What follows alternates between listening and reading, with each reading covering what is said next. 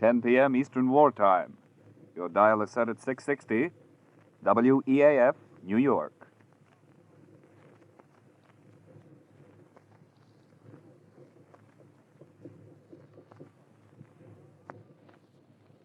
Rinso, R-I-N-S-O, Soapy Rich Rinso presents Boston Blackie, starring Chester Morris.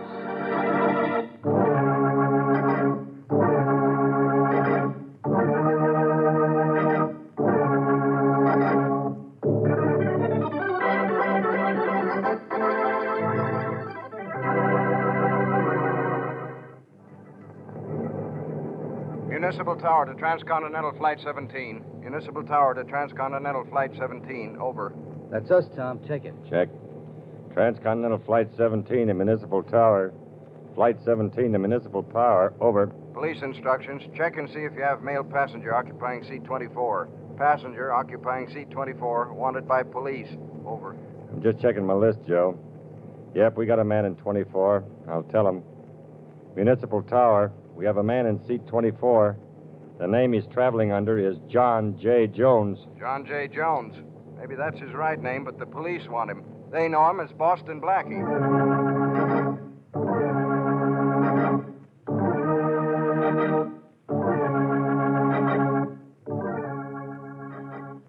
Maybe you've met Boston Blackie before on your local movie screen.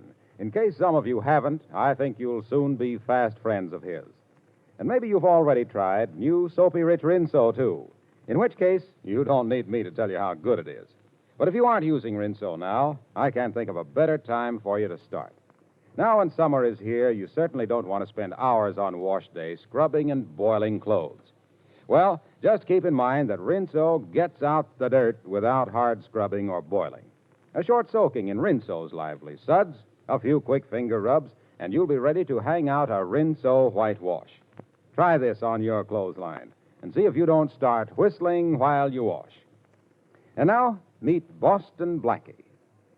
Outside the law is no strange territory to Blackie, but never does he stray for personal reward, although the police, and notably Inspector Faraday, find no solace in his motives and only bewilderment in his ability to remain out of their reach. Meet Chester Morris as Boston Blackie, enemy to those who make him an enemy, friend to those who have no friend.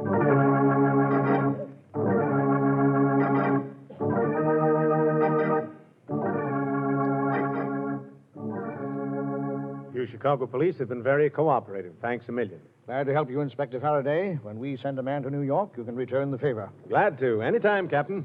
There's the plane now, Inspector. See it? Blackie has got to be on it. We know he was on the plane when it left Detroit, and it hasn't made any stops. Well, Blackie's liable to get out of anything, anytime. I remember once I had him in 2 sets of handcuffs. And the next minute... No handcuffs. No Blackie. Chances are I couldn't have made the charge stick anyhow. Never have been able to tie anything on him in 6 years. You'll be able to arrest him now, won't you, Inspector? You're sure Blackie's the man, are you, Miss Moray? Oh, of course I'm sure. I was with my grandfather when he was robbed and the money stolen. The thief wore no mask, and I recognized him from the picture of Boston Blackie that was in the paper last year. Oh, I'm sure it was Blackie. Mm-hmm. Why do you keep asking me if I'm sure? I just wanted to be certain, that's all. I've been waiting to get a witness to make a positive identification for a long time. Oh, here comes the plane now. Do you think he'll have the money with him? I can't wait until I get my hands on it. There's lots of money in this world, Miss Moray. What I can't wait to get my hands on is Boston Blackie.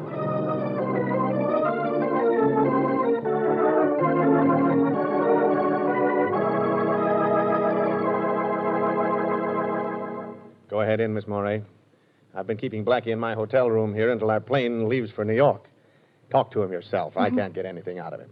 Go ahead now. Monahan's in there guarding him, and I'll be right here outside the door. All right, Inspector Faraday. Blackie always was a soft touch for a girl. Here's hoping you get something out of him. Oh, Inspector, you'll never know how important it is to me that I do. Hello? He won't say a word, miss. Just sits there like he did all the time the inspector was questioning him. Oh, I'll try. Blackie? Boston Blackie, would you talk to me? About business or pleasure? Maybe a little of both. Detective Monahan, could Mr. Blackie and I go over in the corner and talk? Yeah, sure. I don't know why not. I'll stroll out to the window. Would you please come over here with me, Blackie? Why, sure. I've been waiting for a chance like this to have a little chat with you, Miss Moray. You identified me as the man who stole $10,000 from your grandfather. Yes, I did. You know, you never saw me before in your life, Miss Morey. I wish I had. I wouldn't be in such desperate trouble now. You're in trouble. You had me arrested because you're in trouble? What is this, a new switch on the share the wealth plan? Oh, please let me explain. From what I've heard of you, Blackie, you're the only man living who can help me. But I had no idea of where or how I could reach you. Oh, so you made up the story of my stealing your grandfather's money, huh? Yes, I did. I knew the police could trace your movements where I couldn't. And I knew you could get away from Inspector Faraday once I'd seen you. Well, thanks for the confidence. The very worst, I could have said I was mistaken in the identification, and then they would have had to let you go. Only by then it would be too late. Say, look, let's get organized. Too late for what? To recover the diamond that was stolen from me. You've got the wrong boy, lady. If a diamond was stolen from you, let the police get it back. They're in that business. But that diamond, Blackie, the rest of my life depends on it. I must have it back by tomorrow night. Oh, please help me. Well, with these handcuffs on and 2 New York detectives guarding me, I couldn't be of very much help to anybody. But those handcuffs, haven't I heard that you can get out of them whenever you want to? Yes, but I've got to want to first. Oh, I'm sorry. I'm more than sorry. I'm miserable. I knew I had to reach you, and I just messed up everything. Now I'll never... Oh, wait a minute, Miss Morey. We'll figure some way out. Here, wipe your eyes with this handkerchief. Thanks. But your hand, you got out of the handcuff. Okay, now, there, your eyes are nice and dry. Now blow. You feel better now? Yes, I do. All right, then. Let me have your bad time story. I don't know how I can laugh. Oh, it's easy. You just open your mouth and close your eyes and think of Inspector Faraday. Never fails. Come on, Miss Morey. Tell me the whole story before Faraday gets restless. Well, I'm engaged to George Atwater. Yes? We're to be married soon, and yesterday he brought me something to look at. The Jonathan diamond. The Jonathan, huh? Oh, that's worth a fortune. Well, George's father has millions. Yeah, Miss Murray, you all right over there? Oh, yes, officer, thank you. I won't be a minute now. Blackie, the diamond belonged to George's father. George brought it over to show me, and then he had a little too much to drink, and I thought it safer if he left it with me. He agreed. And sometime during the night, it must have been stolen from my apartment. I get it. If you don't produce the diamond, there'll be a mess. The police don't know anything about the diamond? No. That's why I made up the story about my grandfather and the stolen money. Well, when do you have to produce the Jonathan, Miss Morey? Tomorrow night. George gets back from a trip then. He'll want it, and... Oh, Blackie. Tomorrow night? Well, it doesn't give me much time to work, but I'll try.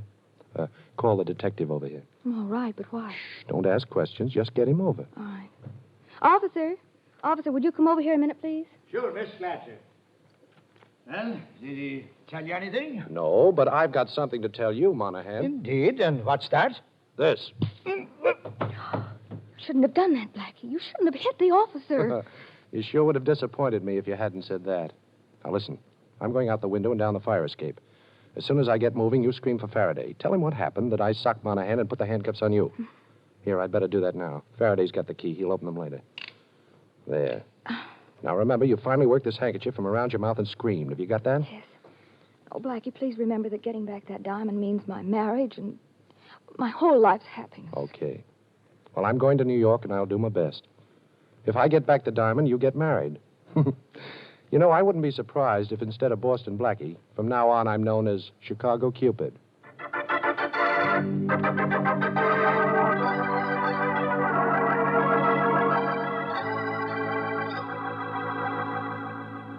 Shorty, listen. When a piece of ice like the Jonathan diamond is lifted, somebody's got to know something about it. Look, Blackie, I've been out all night on it. Nobody knows nothing. All I could pick up was that a fella named Atwater owns it.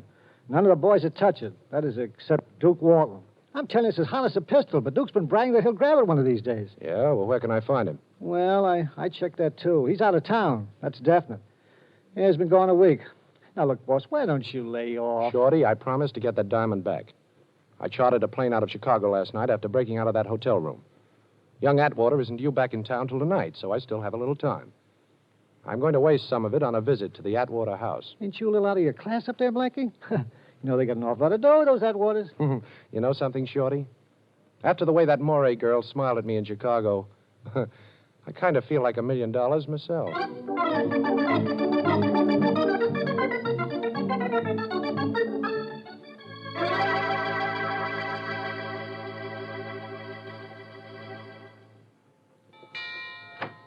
Yes, sir?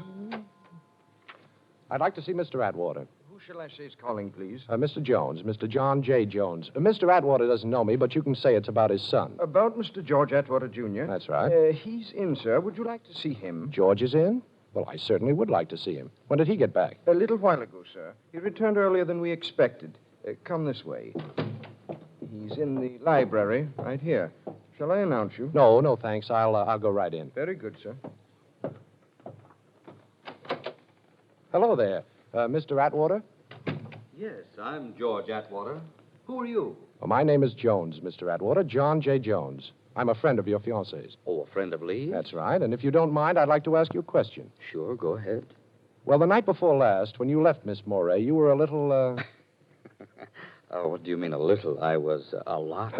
Well, I don't mean to be personal, but did you stop off anywhere on your way home? No, I got a cab and came right home. Mr. Atwater, where do you usually keep the Jonathan Diamond? I don't know what you're driving at, Mr. Jones, but, well, we keep it here in the library, in this wall safe. Only it's not here now. Would you open the safe for me, please? Well, now, Mr. Jones, you're a perfect stranger to me, even though you are a friend of Miss Moray's. Well, you could hardly expect... Oh. So, this is a holdup, huh? I'm sorry I had to pull this gun on you, Mr. Atwater, but I want to see that safe. You don't mind if I lock the library door, do you? I do mind, but I don't suppose that matters. Not a bit. There we are. So the Jonathan was kept in the safe, huh? Combination, Mr. Atwater, and keep your hands where I can see them. Sorry, Mr. Jones. I seem to have forgotten the combination. Well, I haven't time to make you remember it. Oh, the safe doesn't look too tough. Come over here where I can watch you while I go to work on it. All right. There's nothing inside the safe, but go ahead and open Quiet. Take that watch off your wrist and put it in your pocket. It's making too much noise. I can't hear the tumblers drop. Come on, take it off. All right. I think I've got the first number. Now for the second one. This box of yours is pretty simple, Mr. Atwater. In fact, it's about the most unsafe safe I ever saw. There, that's the second number, all right? Do you want to be a good boy and tell me the last number? No? Okay, be a bad boy and watch me find it out for myself. There. Now, that ought to do it. I'll try the handle now. Well, made it. My compliments. Save them. Let's take a look in this jewelry box. Oh, so the Jonathan Diamond wasn't in the safe, huh? Well, what's this, then? That's the Jonathan, all right. I meant to leave it at Miss Moray's apartment, but I changed my mind. Open this door. Open it up. Open the door, Mr. Atwater. We're the police. Open up. Faraday, he must have had Shorty watched and trailed me here. You don't mind if I close this safe door, do you, Mr. Jones? I want you to be caught with that diamond still in your hand. Well, this seems to be my day for unexpected visitors. Now, keep away from that door, Atwater. You don't scare me. I'm going to open it. I'm coming. I'm going. You'll have to hurry. He's going through the window. Quick. He's got the Jonathan Diamond. He must still be in the garden. I've got 2 men out there. Maybe I can spot him from here. Come on, Monahan. Blackie! Blackie, stop! Shoot, we've got him. And he's got the Jonathan Diamond. At last. Boston Blackie caught red-handed.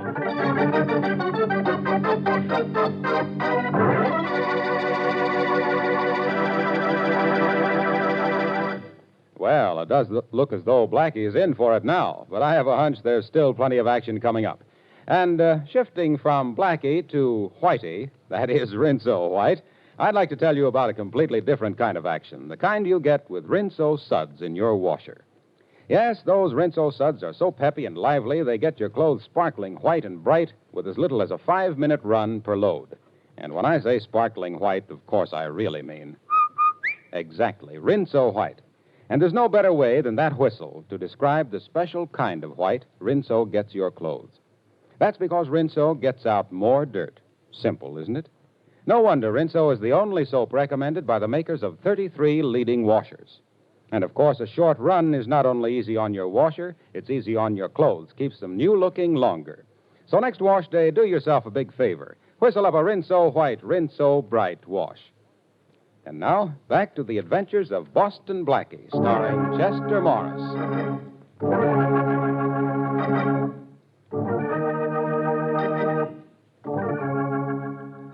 How do you like ourselves, Blackie?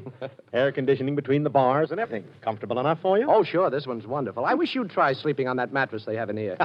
I gave up in the middle of the night and slept on the stone floor. It was softer. Oh, come on, Faraday. How about a couple of pillows? Oh, poor Blackie. Too bad I didn't hear you. I've suddenly gotten very deaf. Isn't that terrible? You've suddenly gotten very deaf, and you've always been very dumb. Oh, very funny, Blackie. Yes, I know. New gag writer. Last one have to go back to kindergarten? Yes, and he told me how much all the other children miss you since you stopped going, Faraday. Blackie, we had to grab you on that Morey girl's charge. All right, so you grabbed me. That $10,000 stick-up, Blackie. That isn't important now. We'll talk about that later. But where's the Jonathan diamond? Jonathan Diamond, what's that? Listen, Blackie, you've had that diamond in your hand. Now you had it when we broke in. Atwater saw it there. Where is it now? Now, you listen, Faraday.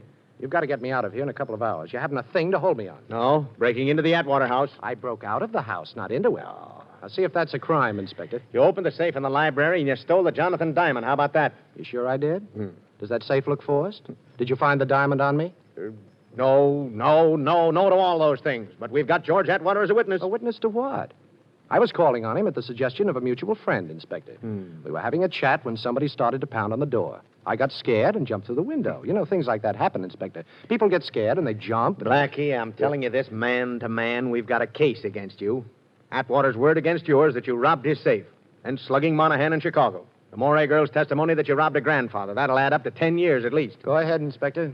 All right, I'll be honest, Blackie. Young Atwater screaming about his diamond. Says you had it 1 minute, and we grabbed you the next minute, so it can't be missing. Only it is.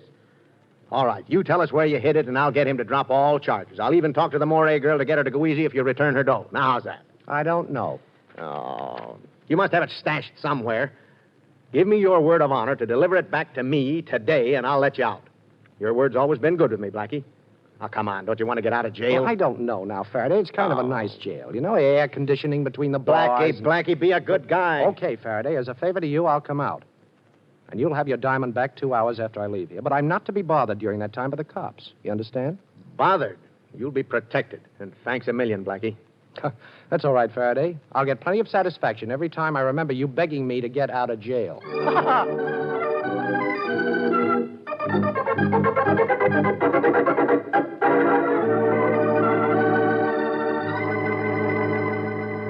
Hello? Miss Morey, this is Blackie. Can you talk? Oh, yes, of course. Nobody's here. Did you... Did I get the diamond? Well, yes and no, Miss Morey. Nobody ever stole it from your apartment. What? Atwater says he took it with him when he left you the other night. But that's impossible. He didn't. I know he didn't. I even looked at it after he left. Well, Miss Morey, will you meet me by the shrubbery alongside the library window of the Atwater house in exactly a half an hour? Well, all right, but what are we going to do? We're going to rob a safe, Miss Morey, with police protection.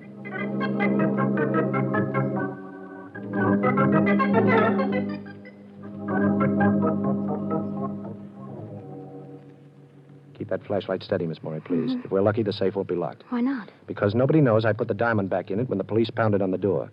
And it was only slammed shut by young Atwater. Well, here it is. There, you see? It was open. And here's the box that holds the Jonathan diamond. Put your flashlight on it and we'll take a quick look. All right, there. But, the box is empty. Uh-oh. Atwater must have seen me put it back and grabbed it. But why is he telling the police that I have it? And see that I'm not disturbed. Quick, that's Atwater now. Put out that flash and get back of these drapes. Hurry. All right.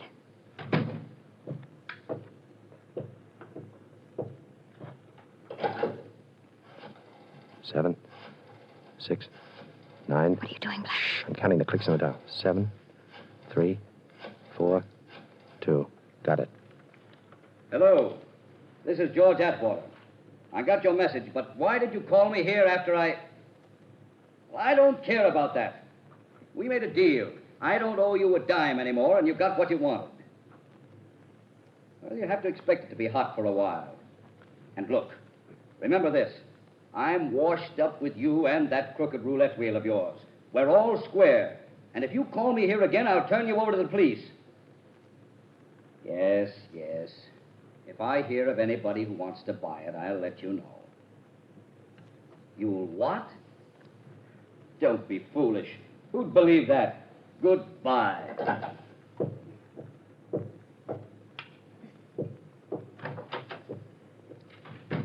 I think I understand everything now, Miss Morey, but I've got to find the man Atwater just called. How can you? He didn't mention any names. No, but I counted the clicks as he was dialing that number. If my ears haven't let me down, I can call that number, too. Anyhow, I'm going to try. You think that man has the Jonathan diamond? Yes, I think so. But you don't have to worry about it from now on. You won't be blamed because it was missing from your apartment. But you're in a mess now, aren't you? Well, yes, kind of. You see, I promised Faraday that he'd have his diamond back in 2 hours, and I can't keep that promise. Well, I hope the OPA hasn't put a ceiling on tempers, because if they have, he'll hit it.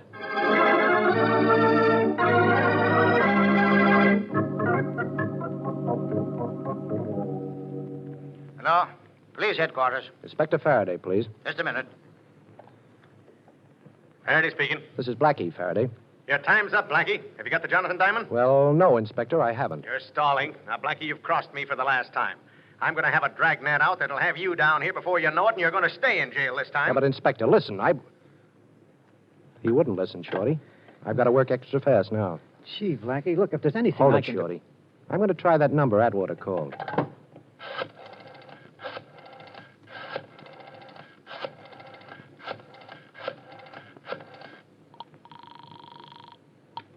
Hello? Hello, Atwater told me to call you. Yeah? Who's this? I've got cash I'd like to trade in for something you've got. Atwater says that... Atwater says, huh? Okay. I'm in an old house, 632 West 100th Street. First door on the right as you come in. Get here fast and we'll talk business. Okay, bye. Worked, eh, Blackie? I don't know. It was a little too easy. Come on, Shorty. We're going up there to get Faraday his diamond. Unless his dragnet gets me first.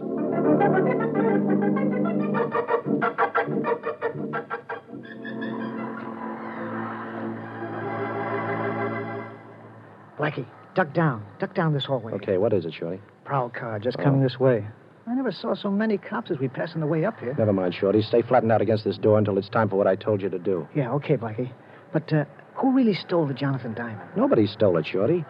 Atwater left the stone at Lee Morey's apartment and then returned later that night and lifted it so that Miss Morey could report it stolen to the police. Ixnay, boss. Coppers.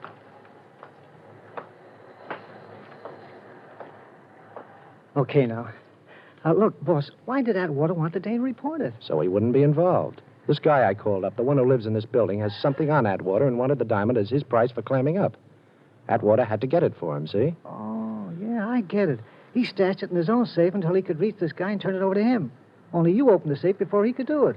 And he had to figure out a new story, huh, boss? Sure. All he had to tell the cops then is that he was afraid that Jonathan wouldn't be safe at the girl's apartment and that he went back in to get it. Oh. Huh. I thought it was pretty cute when I put the diamond back in the safe. But Atwater must have seen me. Well, wish me luck, Shorty. And don't forget what I told you to do. Yeah. Okay, boss. Quick. Come on, it's okay now. So long.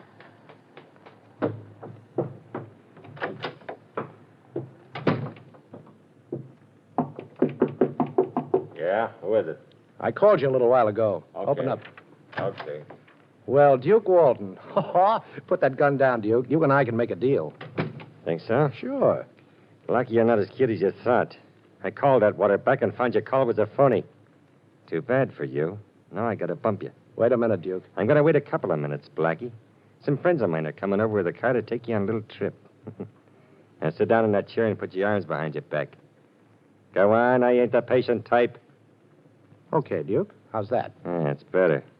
Now I'm gonna tie you up nice and pretty like that. How do you like it? Too tight for your pretty hands to be tied? Well, yes, if you really want to know. I don't. I'll give it an extra yank just to make sure. Hey, Duke. Huh? Duke, look under the door. Huh? That's smoke. Where? Hey, that's right. Well, that makes things easier. This joint's a fire trap. I'll scram out of here and leave you tied up, Blackie. Lucky, I guess I was just born under a lucky star. Maybe. But don't forget, Duke, sometimes stars have a habit of falling. Yeah, okay, so I'm ducking right out of here. Fire! Fire! The whole building's on fire! Come on, get out of here! That does it. So long, Blackie. Me and the Jonathan Diamond are getting out of here, and both of us are nice and safe, which is more than I can say for you, pal. Now, wait a minute, Duke. I've got a proposition. Sure, but I got a date. No use trying to bust him ropes, boy. Maybe the file will bring him through for you, huh? Hey, you did it. How'd you get out of them ropes? Never mind, ain't gonna do you any good. Oh, yes, it is, Duke. This place is on fire. Go on, try and get out. I don't have to try, I'm getting. Take a look at the door, Duke. It's locked. Sure, it's locked, and I'm gonna open it right now. Hey, where'd the key go to? I've got it, Duke, right here. I locked the door and removed the key when I had my back to the door after you got the drop on me. Come on, give it to me. We'll both be burned to death. Sure, Duke. Here it is. Catch. Hey, don't throw it like...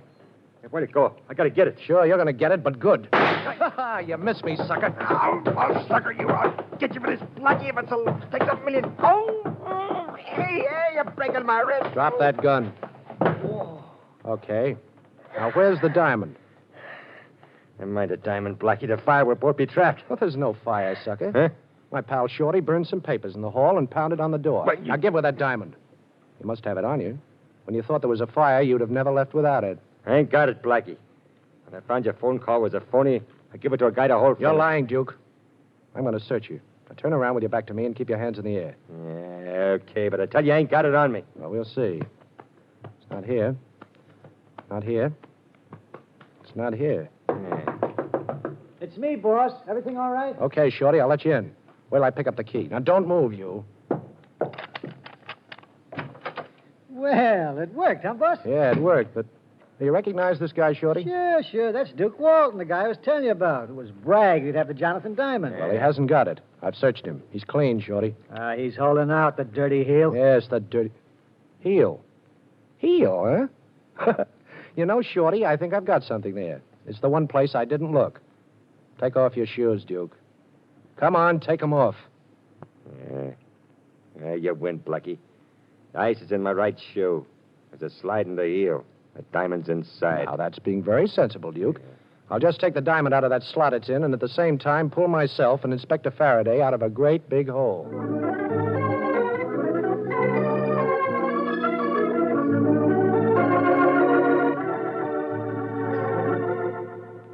Well, it's bargain day, Faraday. You've got your diamond, and I've got Miss Morey. Right, honey? Well, for a while, Blackie. Then I've got to go back home to Wisconsin. Oh, well, can we go now, Inspector? Okay, Blackie. Go ahead. Beat it. You're in the clear.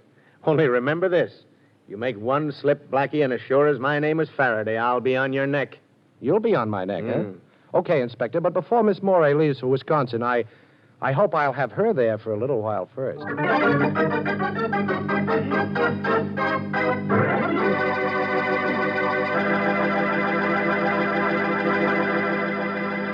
Oh, say, one more thing about Rinso. That same Rinso that's such a big help on wash day.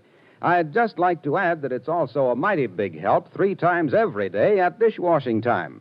Even your greasiest roaster is a cinch to wash in those rich Rinso suds. And, of course, Rinso's grand for all the soap and water jobs around the house. Walls, floors, woodwork, windows, tiles. They all come sparkling bright and clean with Rinso on the job. So get Rinso tomorrow for dishwashing, for housework, and for a wash that's...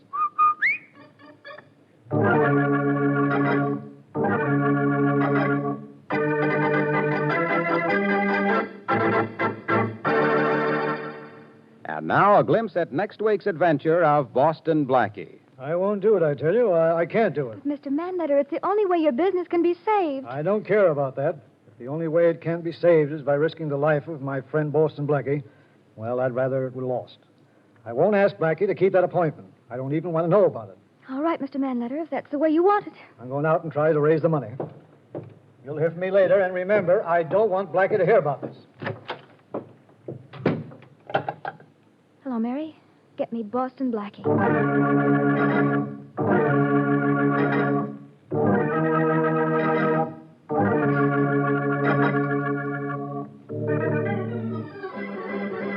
Be sure to listen at this same time next week for another exciting adventure with Boston Blackie, starring Chester Morris with Richard Lane as Inspector Faraday. You can see Chester Morris as Boston Blackie on the screen at your favorite movie theater.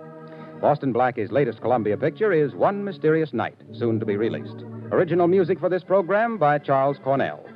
This is Harlow Wilcox speaking for the makers of Rinso and wishing you all a very pleasant good night. And don't forget, tomorrow, when you ask your grocer for the new Rinso, buy a cake of Lifebuoy at the same time. Lifebuoy's rich, purifying lather goes right after dirt and perspiration, leaves you feeling extra clean.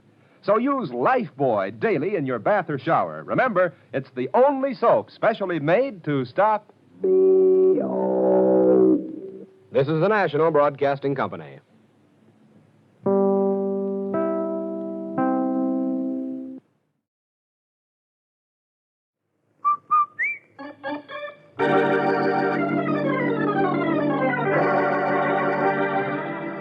Rinso, R-I-N-S-O, Soapy Rich Rinso presents Boston Blackie, starring Chester Morris.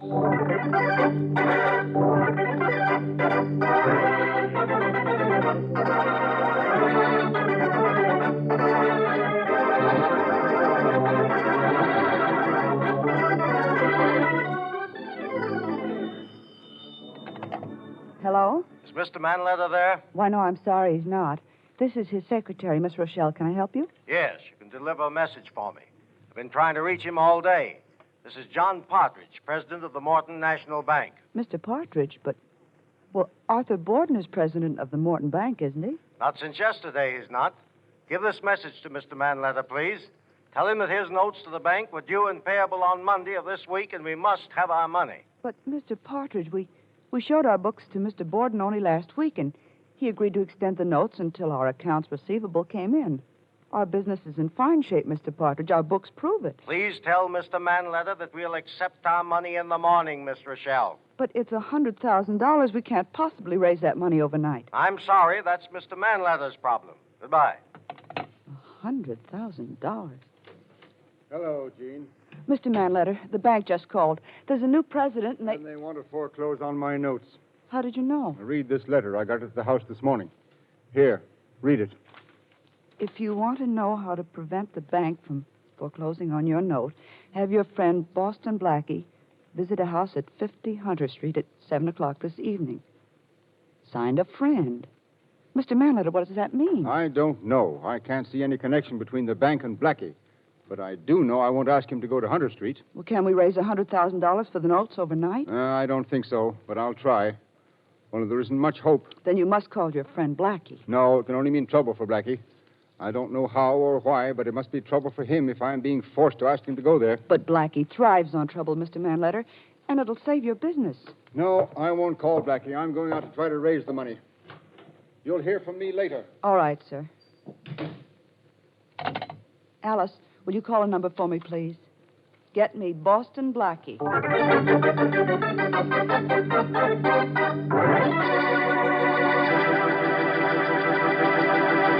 Get me Boston Blackie. 4 words that the weak use to call their champion. You know, some expressions seem so natural and right, we use them all the time without even thinking, like ruby red and sky blue and so on. Well, what I get a particular kick out of is the fact that we've added a new one to the nation's vocabulary. Yes, I hear tell that nowadays you ladies say Rinso white when you want to talk about really white clothes. Of course, there's a mighty good reason why Rinso gets your clothes so white. Rinso's soapy rich suds won't take no for an answer from dirt. They pitch right in your tub or washer and go to town. Yes, Rinso gets out more dirt. And that's why you ladies are able to turn out those beautiful Rinso white, Rinso bright washes. So next wash day, whistle for the kind of wash you're proud to hang on your line. Like this. And remember, it stands for Rinso White. Now, meet Chester Morris as Boston Blackie.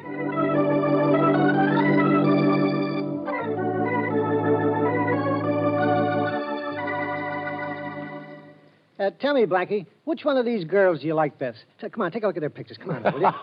All right, Shorty. I'll judge your personal beauty contest for you. Now, this blonde here... Yeah. Hold it, Shorty. I'll get the phone. Hello? Blackie? Yes. Blackie, this is Jean. I had to call you. Mr. Manletter's in terrible trouble. Hey, come on, will you, Blackie? Come on, get off that phone. I got to know about this redhead. Lay off, Shorty. What is it, Jean? What's the matter with Arthur? The bank called an hour ago. I've been trying since then to reach you. They're going to take over the business if Arthur doesn't redeem his notes for $100,000 by tomorrow morning. Well, they can't do that, Jean. Yes, they can. The notes are overdue. Hey, boss, what about this brunette? Now, come on, will you? Quiet. Not you, Jean. Look, honey, I haven't anywhere near $100,000, and I wouldn't know where to go to get it by tomorrow morning. I didn't expect you would, Blackie, but Mr. Manletter received a message saying that if you come to 50 Hunter Street at 7 o'clock tonight, the notes will be renewed. If I go to 50 Hunter Street, well, what does that mean? I don't know, Blackie. But if I show up, they'll renew? That's what the note says. Mr. Manletter knew you'd be in some kind of danger if you went, and he wouldn't ask you. Oh, don't worry, chick. You'll hear from me. Bye. So you finally got done. Now, come on, help me. Look at it. See, I got 50 pictures here. Pick out the one I should print up on my wall. I can't do anything about your pin-up problem now, Shorty. I've got something at 50 Hunter Street that I've got to pin down.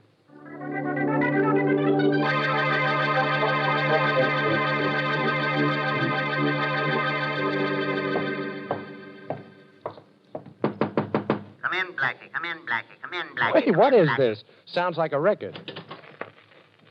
Hey, you behind that desk. You in the mask. What is this? Come on, talk. First of all, Boston Blackie, don't try anything foolish. There's one of my men behind you with a gun. And now that you've turned around to see, let me tell you that you are listening to this recording which I made, because I don't want you to know what my voice sounds like in person. A record, huh? Well, personally, I prefer Harry James. Blackie, I want you to listen carefully to what follows. Have you anything to say? Sure I have. I hope you'll... Oh! Okay, boss.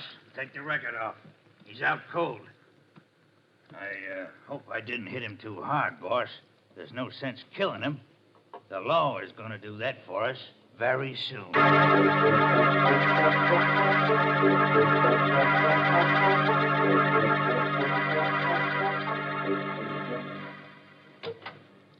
Gee, Blackie, where you been? I've been having pups. Well, I hope they look like their mother. Well, I'm back, Shorty, only I'm not the same guy. You should have had your head examined for going down to that Hunter Street joint. Yes, I had it cracked. That's worse. Take a look at this, Shorty. A bullet hole? Yeah. In your coat pocket. Who'd you shoot, Blackie? I didn't shoot anybody, Shorty. Somebody slugged me, and when I woke up, my gun was gone, and this hole was in my pocket. I must have been out for hours. It's almost 11 o'clock. I called Jean, and she told me the bank renewed Manletter's notes the minute I showed up at the Hunter Street place. Somebody sure took an awful crack at you, hey, Blackie? Yeah, it's more than that, Shorty. Only how much more and exactly what, I don't know. Get my robe, will you, please? Yeah, sure, boss. Give me your coat, and I'll hang it over this here chair. Well, here it is. Blackie, what do you make of this business this afternoon? I don't make it. It's got me stumped. Yeah, me too. Well, here's your robe. Thanks. I think I'll lie down and relax for half an hour. Would you mind fixing me some coffee, Shorty? Sure. Have it free in just a minute, boss. Thanks. Hello, Blackie. Glad to see me? Well, Inspector Faraday, of course I'm glad to see you. Which goes to prove how easy I am to please. Very funny. Well, Blackie, I think you overdid it this afternoon. Well, my head sure feels like I did. That isn't what I mean. Did you ever hear of a private detective named Fred Viswell? That crooked Shamus? Yeah? Oh, sure, I've heard of him. And he's heard of me, too, Faraday.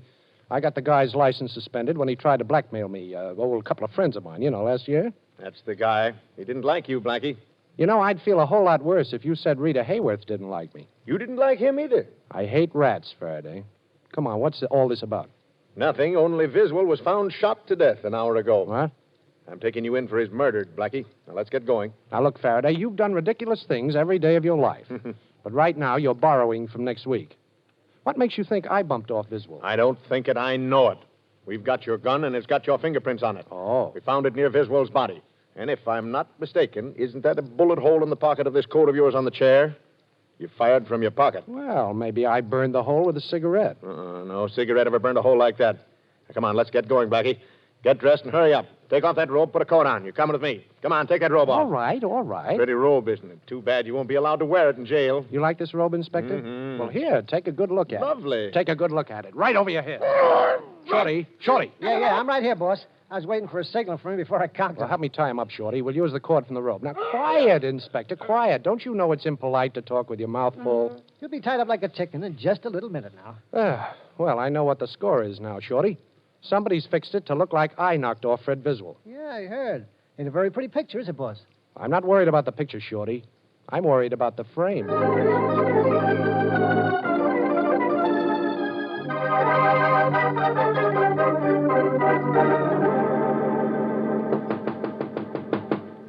Who is it? Who's there? Let me in, Jean. Hurry. It's Blackie. Blackie. Oh, thanks. I'm sorry about coming to your apartment at this hour, Jean, but I couldn't reach you on the telephone. Well, they closed the downstairs switchboard at midnight. Oh. What is it, Blackie? What's wrong? I need information, Jean. I need all you know or can remember. There's some connection between a private detective named Fred Viswell and somebody at the Morton National Bank. Now, who was it that spoke to you on the telephone? The new president. Oh. His name is John Partridge. Well, that's the man I'm going to see. Faraday's on my trail again, Jean, and I've got to clear myself. Oh, you'll never be able to get into the bank to see Partridge, especially if Faraday has a dragnet out for you. As soon as you show up, they'll throw you in jail. Oh, and don't worry. I'll figure out a way to get in to see him. But if I don't get anywhere with Partridge, I'm a dead duck. Good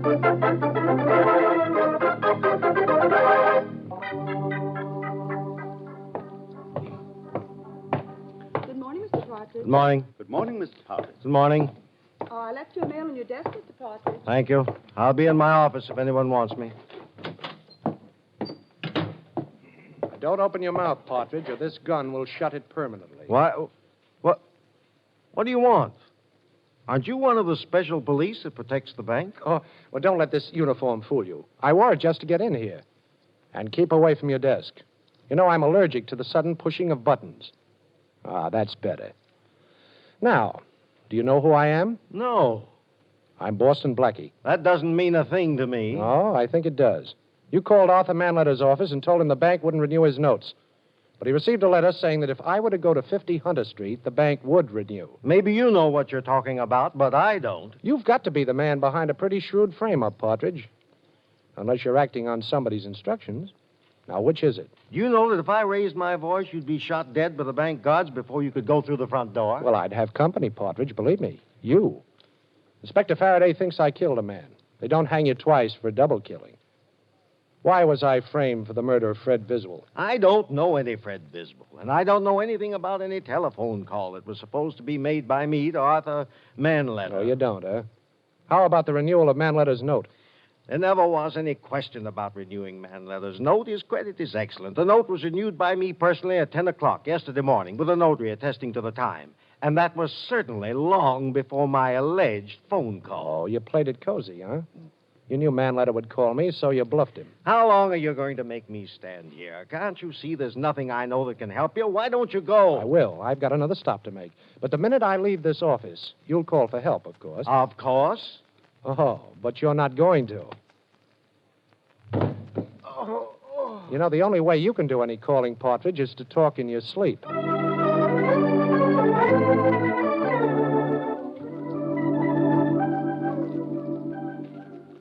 Mr. Borden? Yes? I'm sorry to disturb you at your home. My name is Boston Blackie. How do you do, Mr. Blackie? I came up here to see you, Mr. Borden, about your bank. You mean about what used to be my bank? I'm sorry. Who decided to replace you as president? The board of directors. Oh, and was it done suddenly? Yes, very. Uh-huh. And where did John Partridge come from? I don't know. He'd been on our board of directors only a short while. Oh. I'm an old man, Blackie. The loss of my bank was a blow to me. Everything came so suddenly, I haven't gotten used to not being there anymore. Will you forgive me if I'd rather not talk about it? Oh, I understand, Mr. Borden. I'm going to try to get your bank back for you, but I need some help. Now, here's an address where I can be reached. Oh, you must have some loyal employee at the bank you can depend on, and would you call him and get him to find out something about Partridge? And if you get any information, send me a message. And send that ring you're wearing with it so I know it's from you. I'll send you a message if I get it, but with just a paper clip on it. I haven't been able to get this ring off in years.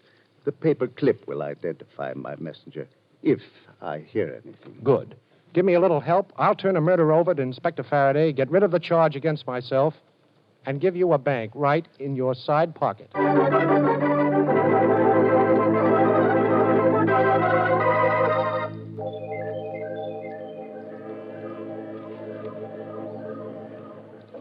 We've got to stay down here at my waterfront hideout during the day, Shorty. Every cop in town is on our tail, and Faraday's sworn he won't sleep till he brings me in. It's okay with me, Blackie. And go ahead, it's your deal. You got me, let me see, you got me 60 to 17 and 2 boxes. Go ahead, it's your deal. You know, one thing about gin rummy, it sure passes the time away. Yeah, it passes my dough away, too. Okay, you two. Hoist him. Come on, Patsy. Yeah, I'm coming. Now, look, Blackie. Stand up and don't try nothing foolish. I know all about you and your tricks. Well, I wasn't exactly going to ask you to pick a card. Who are you? A guy who ain't going to be outsmarted by you. Oh? Tie the little guy up, Patsy. Yeah, I'll tie him up good, too. Don't talk. Tie. I'm tying him. He ain't going to go nowhere for a while. Okay. Suppose we start moving, Blackie. You ready, Patsy? Yeah, I'm ready, Mug. Well, of course, don't anybody ask me. You're ready, Blackie. But you don't know for what. Now, start moving. Oh, this is a ride, huh? Okay. One way? Oh, I wouldn't say that, Blackie. We're coming back. Patsy and me. But we got orders to get you. Orders to get me, huh? Dealing in the Blackie market? You'll strain an arm reaching for jokes like that, Blackie. I thought that was rather clever, as a But matter you of might as well know something. Yeah? We ain't taking you on any gang ride. We're turning you over to the cops. Yeah, I'll bet. A couple of hoods like you wouldn't go within 2 miles of headquarters. I guarantee Faraday's got charges hanging over both you guys. Maybe. Only he'll be so glad to see you, he won't be able to think straight. All right, let's get moving, Blackie. And remember, I'm the guy that's got the gun on you. Okay, Mug. But take my word for it, someday you're going to beg me to forget that.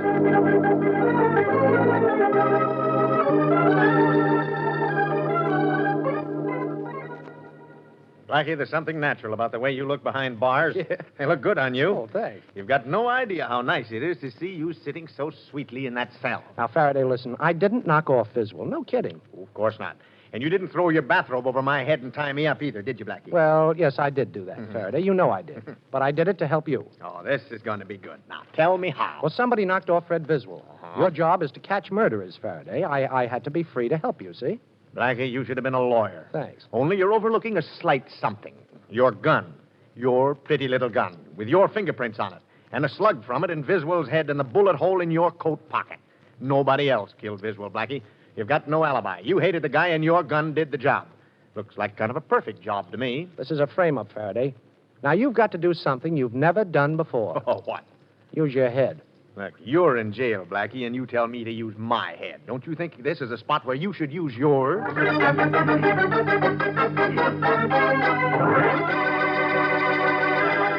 Well, it seems as though Inspector Faraday is about to realize a lifelong ambition and has finally found a charge against Boston Blackie that will stick. However, that remains to be seen, of course. You know, you ladies really have it all over the men folks when it comes to being sensible about clothes. Come summertime, for instance, you know that one of the tricks of keeping cool is to look cool. And what could look cooler, crisper, and prettier than those bright cotton washables you wear? It's important, though, to remember to keep them bright and crisp. And that's where our soapy rich Rinso comes in. No point in working your head off in summertime, boiling and scrubbing clothes. And you don't have to with Rinso. A short soaking in Rinso suds, often as little as 10 minutes, is enough. Then a few quick finger rubs on extra soiled places, and your clothes are ready to rinse. And believe you me, you'll be mighty proud of how your wash looks, too. Your lovely colored washable cottons will stay fresh and bright week after week, wash after wash. And your white clothes, well, it goes without saying, they'll be, yes, Rinso white. So get Rinso next wash day for a Rinso white, Rinso bright wash.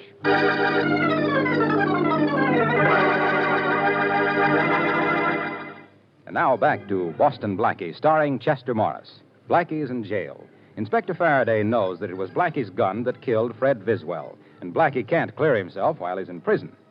Into the cell block where Blackie is being kept walks a young lady. The policeman at the end of the corridor said I could come in and talk to all the other policemen in the whole jail, and you're the other policeman, so I thought I'd come over and talk to you. All right, miss. But about what? About the ball, of course. Everybody knows about the ball. What ball? The ball we're giving.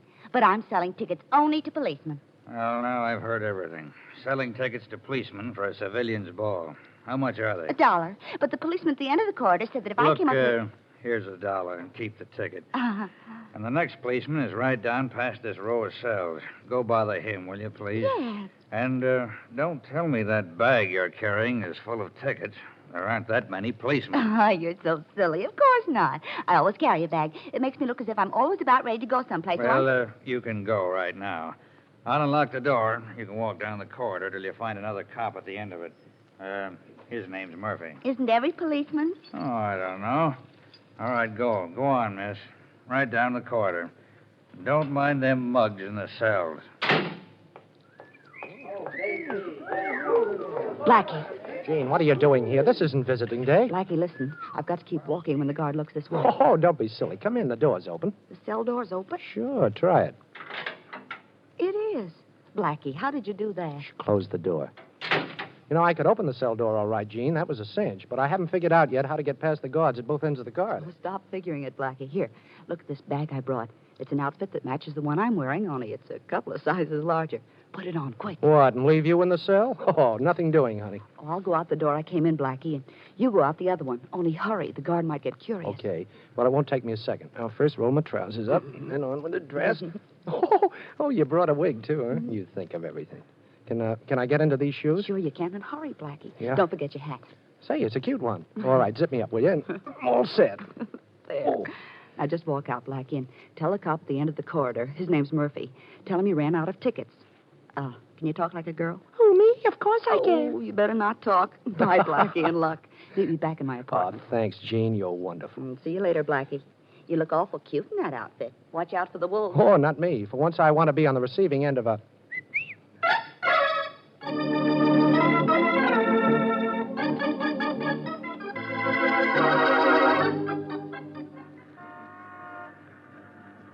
This is the house, Shorty, 50 Hunter Street. I don't know what I'd expect to find here, but let's go in. Why, boss? Well, maybe I can pick up something inside that'll give me a clue to that masked man. You see any lights? No. Nope, there ain't any but. Okay, now don't hit your flashlight till we close the street door. Oh, what kind of a lock is this? I don't know.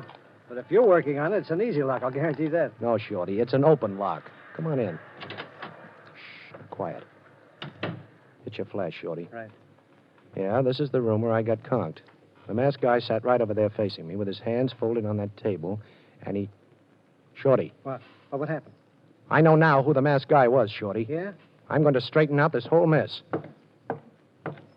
Wait till I look up a number in this phone book. Let's see. Who are you calling, Blackie? I'm calling the murderer of Fred Viswell. Wait a minute. Yeah, here it is. Well, now let's hope I sound like the mug. Hey, boss, this is a mug. Come right down to Hunter Street house. I got Blackie here. He's Hoyt. Oh, you want to talk to him? Okay. Talk to the boss, Blackie, or you'll get it again. Here, take the phone. So you're the boss, huh? Well, what am I supposed to do, applaud? Give me that phone, Blackie. Okay, boss. Yeah. Yeah, that sure is Blackie, huh? Oh, you'll be right down? It worked, eh? Good. Yeah. What a swell. Okay, Shorty, now you beat it. I'm staying right here, and I'm handling this alone. But I have a job for you when you get outside. Okay, boss. It may decide who dies for the murder of Fred Viswell. And just between us, I'd rather it wasn't me.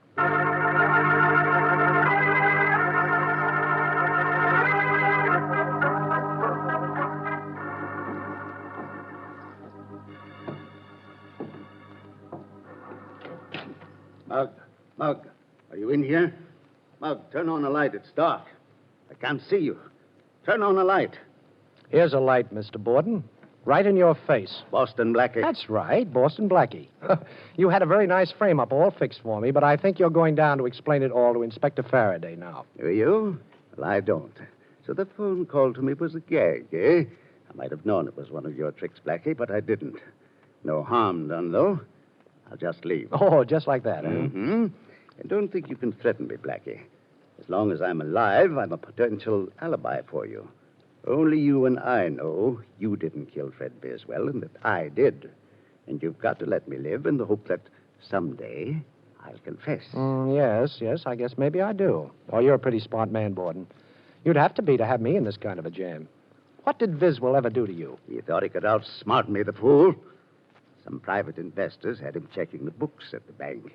Found that I'd taken quite a bit of money that didn't belong to me. And he thought he'd try a bit of blackmail. He didn't get very far. Pretty thorough, aren't you? I think so. How did you know I was the masked man, Blackie? Well, two ways, Borden. Yes? One was the fact that I gave you the address of my waterfront hideout, and later your hoods paid me a visit down there. You were the only one that had that address. The other was that ring you're wearing. The one you told me you couldn't take off. When I came in tonight, I remembered the masked man was wearing that ring. You know, putting John Partridge in your place as president of the bank sounds like a wonderfully smart idea. It was. I was tired of working, and I can throw Partridge in jail any time I like for a little embezzlement job he did. So he must do as I say. And now, Boston Blackie, let's go visit Inspector Faraday. Well, no, Mr. Borden, I don't think I care to see the inspector tonight. No? Perhaps this gun will make you change your mind. I happen to know that Faraday has your gun. You're still under suspicion of murder, you know. And if you try to escape, Blackie, I'll think nothing of killing you in cold blood. You know, I believe you would, Borden. All right, I'll go with you. I guess I'd rather be a live prisoner than a dead suspect.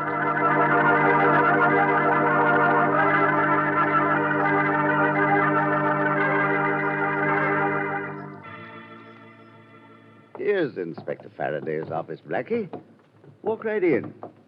Go on. Okay, if you say so, Borden.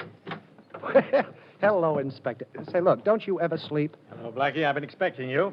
You're a little late. Would you mind telling this gentleman in back of me to get rid of his gun, please, Inspector? He doesn't realize that it's impolite to point. His name is Arthur Borden. Okay, Mr. Borden, I'll take that gun. Certainly. Here you are. Well, looks like I've got a first-rate murder suspect right here in this room.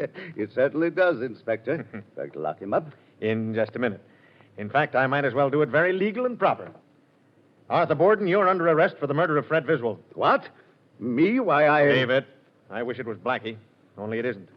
We've got your confession in your own voice, right on a dictograph record. A dictograph planted in my Hunter Street house? Right. That's impossible. Nobody could have put a dictograph in there. You tell him, Blackie, you figured this thing out. Well, before you came into the Hunter Street house tonight, Mr. Borden, I dialed the inspector's private number on the telephone and left the receiver off the hook, you see.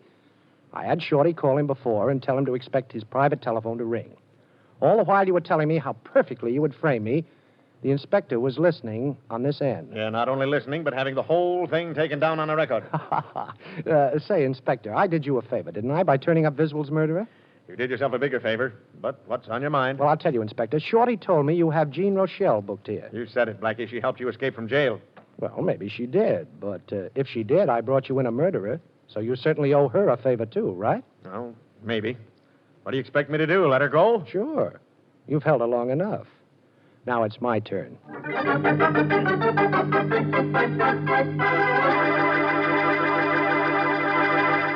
You've heard about making mountains out of molehills, but here's how to make mountains of dishes go right down to nothing in a hurry. You put some rinso in your dishpan, and up go the suds. Plenty of thick suds from surprisingly little rinso. And down goes that stack of dishes in practically no time. Yes, dishwashing is a mighty easy, simple job with rinso helping out. China, silver, glassware, they're all shining brightly in a jiffy with Rinso's soapy-rich suds on the job. Why, even your pots and pans come clean easily when Rinso gets to work. Use Rinso, too, for all the soap and water jobs around the house. It's swell.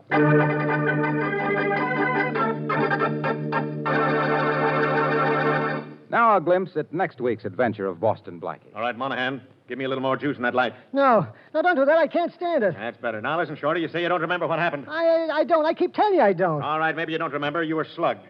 Now, we don't want to know anything except one thing. Now, think hard, Shorty. Who was the last person you saw or talked to before you were slugged? Now, that's all we want to know. I'm thinking, Inspector, honest. I'm dizzy trying to think. I don't know. I just don't know. Hey, wait a minute. Oh, yeah, I remember now. The last person I talked to before I got conked was Boston Blackie.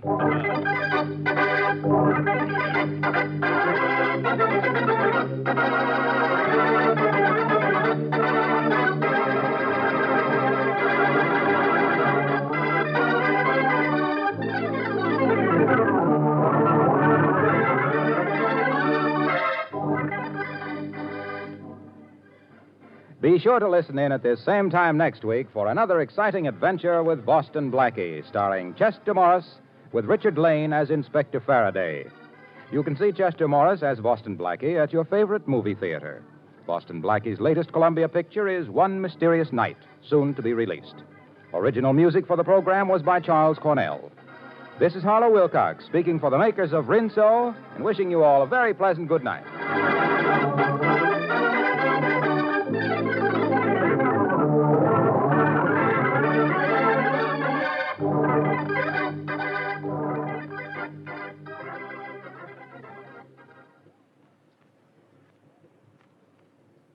Warm weather's ahead, and that means greater danger from perspiration. Protect yourself. Use Lifebuoy in your daily bath. You know, of 7 leading brands, Lifebuoy gives you the most soap for your money. And its rich, purifying Lifebuoy lather agrees with your skin. And don't forget, Lifebuoy is the only soap especially made to stop... This is the National Broadcasting Company.